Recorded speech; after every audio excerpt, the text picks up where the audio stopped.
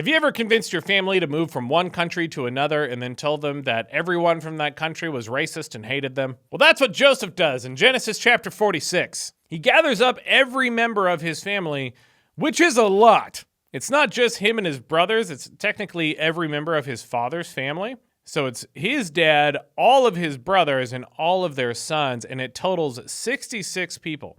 He has them move from one country called Canaan down to Egypt. He goes, hey, let's all be together. God's able to convince Jacob, the eldest, the patriarch of the family, because he says, when you die, I'll send you back to Canaan, and I'll have Joseph close your eyes. That's how it words it in the Bible.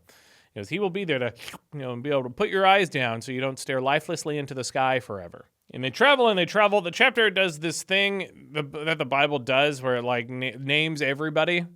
It doesn't just say there were 66 people in his family. It goes, here are all of their names.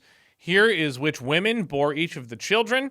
Here are the children that those children had. These wives are the one that Jacob loved, and these wives were the concubines that were sold into slavery that he had children with. And when they arrive there, Joseph has to prep them for immigrating into Egypt. He goes, hey, when you get up there and you're talking to the Pharaoh, make sure you tell him you have been shepherds your entire lives. And it's a bit paradoxical because the way that he says this, he goes, when he asks you, what is your occupation? You say, we've tended livestock from our boyhood on. That's exactly what he says. And then immediately after, he says, you'll be allowed to settle there because shepherds are detestable to the Egyptians. So I guess the reasoning here is he's like, hey, you're all shepherds. Egyptians hate shepherds. But you can get past that by saying you've done it all your life. I would think that that would make it worse. They'd be like, oh, you've been shepherds this whole time? We hate shepherds. You're a lifelong shepherd? That's even worse.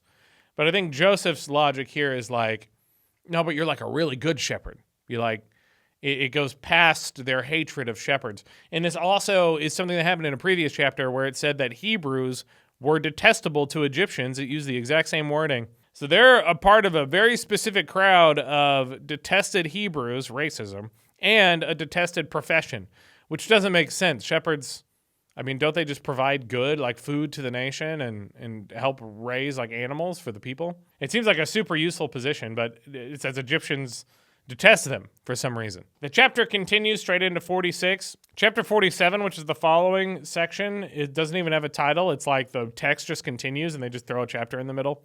So I guess they're going to continue with that story, but we won't know until the next video. Let me know if you have any questions. So far, people don't really watch the shorts very much, so probably not a lot of viewers on this. See you guys later.